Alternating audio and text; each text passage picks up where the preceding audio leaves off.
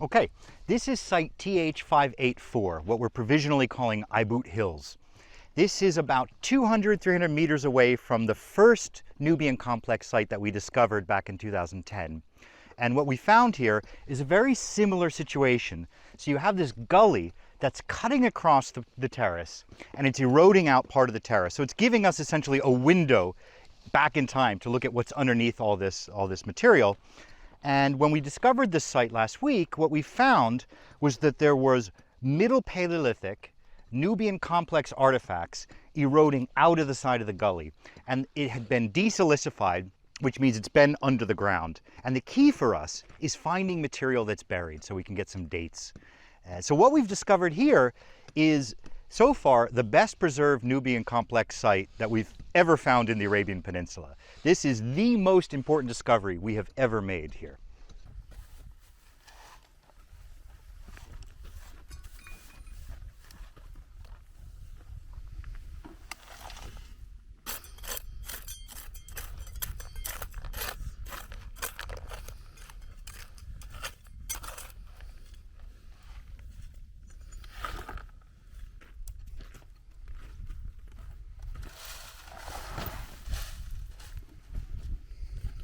All right, we're coming down on the archaeological level here.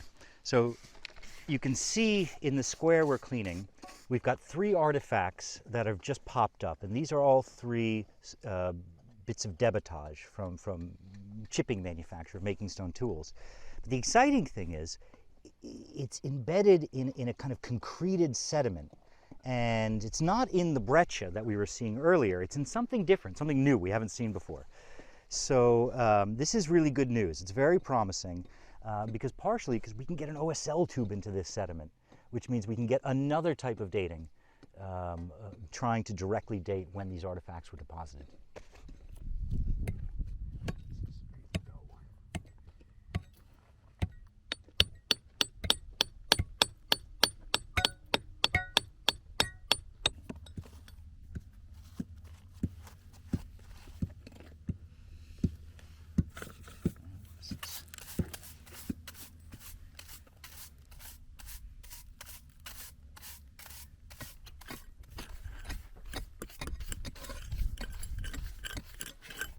We've just come down here on the archaeological horizon that's subsurface with buried Nubian artifacts.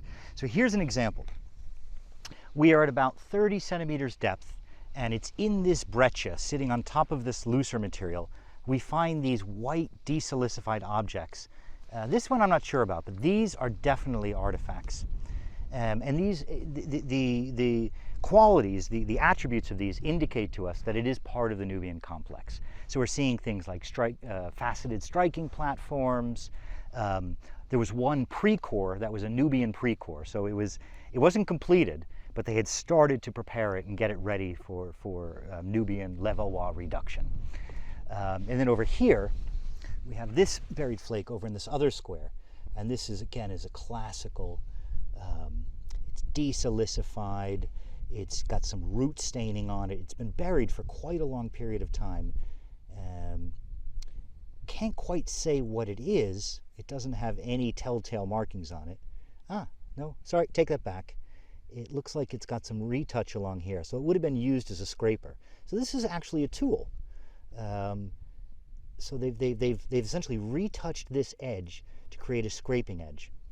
So here we've got an actual cultural horizon that's under the surface. So this is the first for us. After 20 years of research in Oman, we finally found what we were looking for.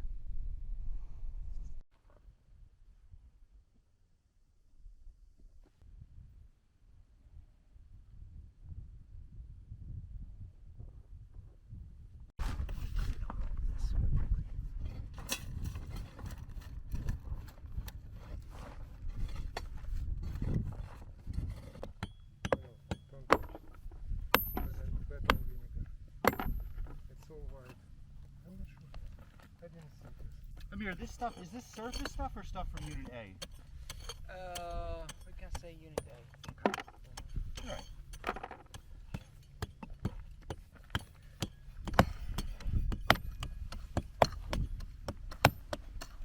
Shall I keep them or what? Yes, yes. This still in A here, please. This is day 3 now of our test sondage here at TH584, which is the buried Nubian site. And what we're seeing as we continue into the terrace is the best possible case scenario, what we were hoping to find. So what we're seeing here is a thickening of the stratigraphic layers, which means instead of pinching out, which we were afraid of, it's getting deeper and deeper, and there's more and more of it. So it looks like there's essentially an old bowl in the middle of this terrace that was catching all of this breccia and solidifying it into a concrete. So here, what we've got is an A unit, Unit A, which is the top, say, about 10 centimeters, and it's a lightly cemented silty layer, and there are a few artifacts in there. And then below that is the key. This is Unit B. This is where we're finding most of the Nubian artifacts. And they're heavily cemented, and they occur within about this 20-25 centimeter layer. And then below that seems to be what's denuded bedrocks, or crumbling, disintegrated bedrock. And so as we're going this way, the B layer is getting more and more defined, more and more pronounced, which means we expect more artifacts in better condition and better preservation as we go this way. So really, best case scenario. And then over here, just here at the bottom of A and sitting on the top of B, we have something emerging that looks very much like a Nubian core. So we'll know more in about an hour once we get this cleaned up and taken out. And then lastly, what we're going to do next is put an OSL tube here at the bottom of Unit A, and that will give us the terminus postquem for the deposition of Unit B. So that will help us to bracket the dates of this Nubian stuff. So the latest possible date for the Nubian artifacts will come from here, and then the OSL tube we put at the bottom of Unit B will give us the earliest possible date. And together, we'll know the range. It's an amazing moment of discovery right now. So we've been digging down on this Unit A. We got to the bottom of Unit A that's sitting on top of Unit B, and we came on this core, and we've been articulating it for the last hour or so, and we've now got it exposed, and it is Nubian, exactly Nubian. So we've done it. This is our goal for the last 12 years since we first found Aybut, was to find a Nubian core in a buried stratigraphic position that could be dated, and we have it. So this is a textbook Nubian core. So this isn't the tool, this is what was used to make the tool. And it's called a prepared core technology, which is typical of the Middle Paleolithic, sometime between 150,000 and 50,000 years ago. And they've created this convex working surface, and they've done it by two what we call distal divergent removals coming from the end of the core. And that creates this sort of pointed end. They facet the striking platform, so this is where the primary impact happened, and they've prepared the striking platform. They've shaped the piece. We can see some shaping flakes here on the underside. And then the last thing they do is they strike it from here, and they remove this long pointed piece, and that is the tool. So all we're seeing is the negative impression of what's left of the tool. So here we have a textbook Nubian core at depth that can be dated. So success.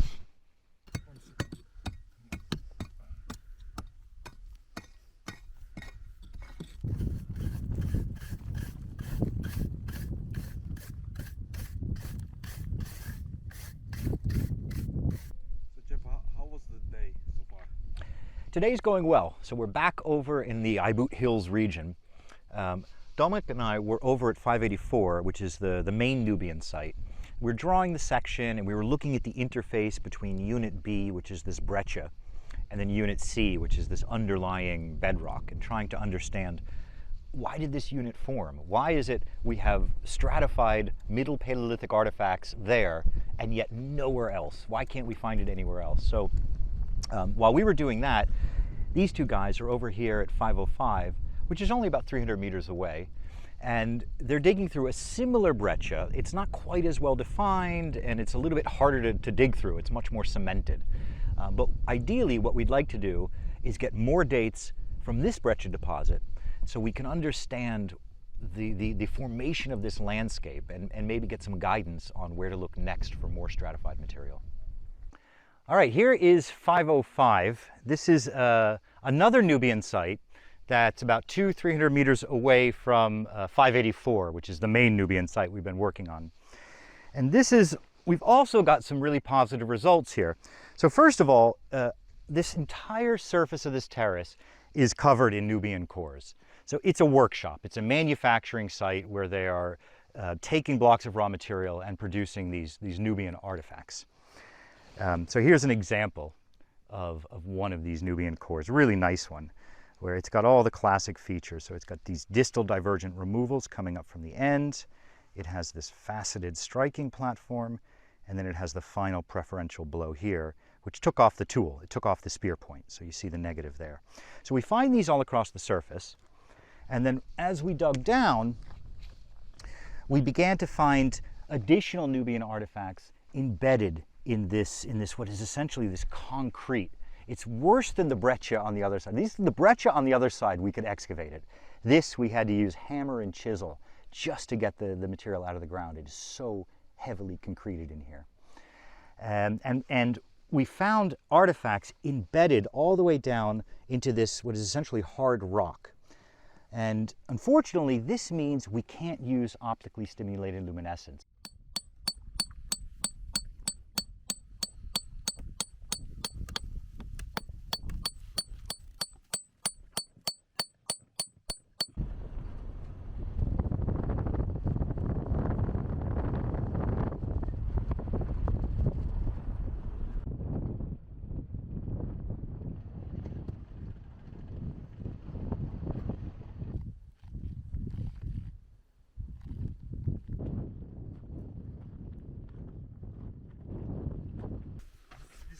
Exactly the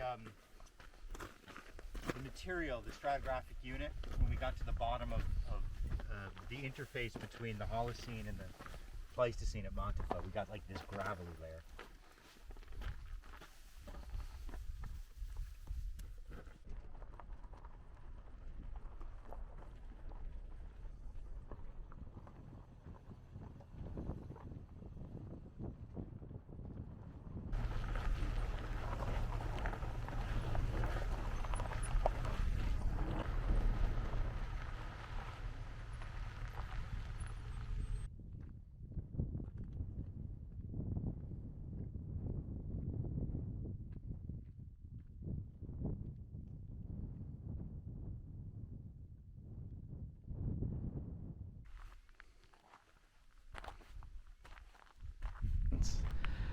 Treat stone monuments are consisting of the three standing stones, which are in height of 50 to 70 centimeters. They are placed on a flat platform, usually elaborated, and then they are complemented with square stones, which you can see them. Usually they are in square-like configuration, but in the course of time they are repositioned. And the last component of we call it trilith cluster, are the large fireplaces, which are also in a row facing the trilith monument. So we have a line of standing stones, square stones, and a line of the fireplaces, and all together it creates the space for rituals of pre-Islamic Arabia, which we are still speculating about. We're here today at TH488, which is the site called Montefiore. And Montefiore is probably one of our most intriguing and unexpected discoveries to date. So we found the site during the 2013 field season, and then we dated it in 2017. And what we discovered was 3 or 4 archaeological levels clearly defined in this profile. So in the top, what these guys are excavating through today, this top level there's some Neolithic artifacts in here, some bifacial material. And then below that, in this level, which goes for about 30-40 centimeters, is a kind of loose silt with late Paleolithic artifacts dated to between about 13,000 and 8,000 years ago. And then below that, we discovered something totally unexpected. Microliths, an assemblage with what are called geometric microliths. And these are an Upper Paleolithic tool type, and which is interesting because there is no other Upper Paleolithic archaeology in the Arabian Peninsula anywhere else. This is it. We had no idea what dates to expect. It was just something that nobody was even thinking about.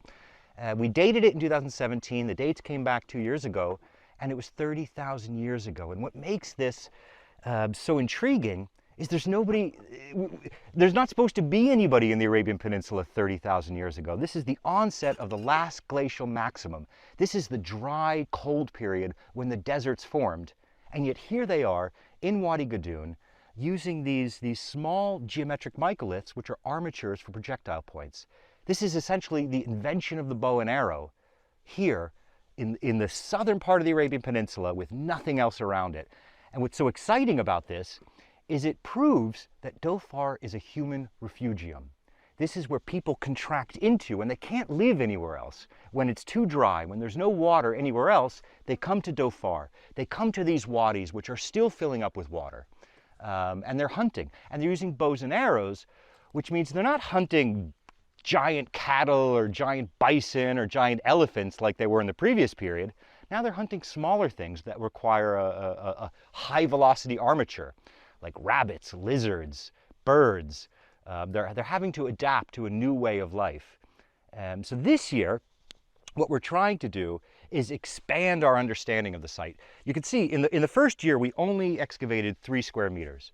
And we got about 100 pieces, which really isn't quite enough to describe the lithic technology. So the goal this year is to dig further back into this terrace and try and get some more archaeological material so we can characterize a little bit better this new emerging Upper Paleolithic period in the Arabian Peninsula.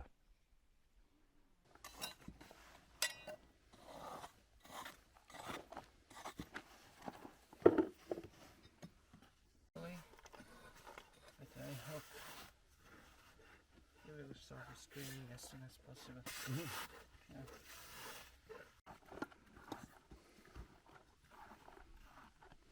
I don't remember it being so scattered.